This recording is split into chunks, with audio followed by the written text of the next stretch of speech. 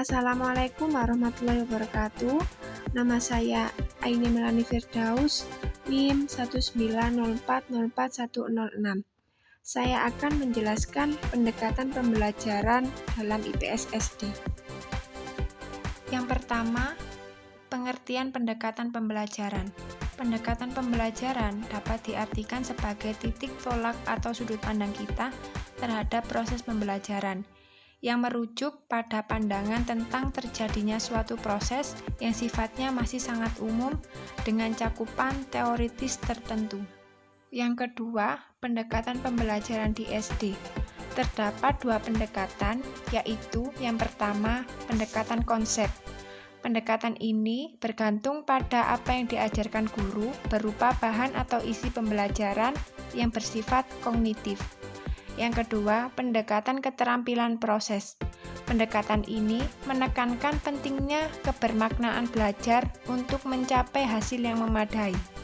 Yang ketiga, pendekatan pembelajaran IPS di SD. Terdapat dua pendekatan, yaitu yang pertama, pendekatan ekspositori. Pendekatan ekspositori menekankan pada penyampaian informasi yang disampaikan sumber belajar kepada warga belajar. Pendekatan ekspositori lebih tepat digunakan apabila jenis bahan belajar yang bersifat informatif, yaitu berupa konsep-konsep dan prinsip dasar yang perlu difahami warga belajar secara pasti. Pendekatan ini juga tepat digunakan apabila jumlah warga belajar dalam kegiatan belajar itu relatif banyak. Pendekatan ekspositori memiliki ciri-ciri sebagai berikut. 1. Adanya dominasi sumber belajar dalam pembelajaran. 2. Bahan belajar terdiri dari konsep-konsep dasar atau materi yang baru bagi warga belajar. 3. Materi lebih cenderung bersifat informasi. 4. Terbatasnya sarana pembelajaran. Kelebihan pendekatan ekspositori. 1. Sumber belajar dapat menyampaikan bahan belajar sampai tuntas sesuai dengan rencana yang sudah ditentukan. 2. Bahan belajar yang diperoleh warga belajarnya sifatnya seragam, yaitu diperoleh dari satu sumber. Kekurangan pendekatan ekspositori. 1. Pembelajaran terlalu berpusat kepada sumber belajar, sehingga terjadi pendominasian kegiatan oleh sumber belajar yang mengakibatkan kreativitas warga belajar terhambat. 2. Mengetahui taraf pemahaman warga belajar tentang materi yang sudah diberikan.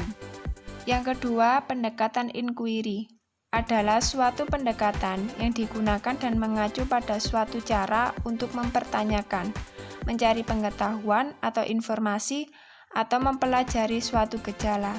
Pendekatan inquiry ditujukan kepada cara belajar yang menggunakan cara penelahan atau pencarian terhadap sesuatu objek secara kritis dan analitis, sehingga dapat membentuk pengalaman belajar yang bermakna.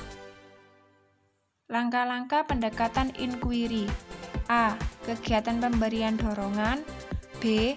Kegiatan penyampaian rencana program pembelajaran. C. Proses inquiry. 1. Pengajuan permasalahan. 2. Pengajuan pertanyaan rencana program pembelajaran. 3. Pengumpulan data. 4. Penarikan kesimpulan. 5.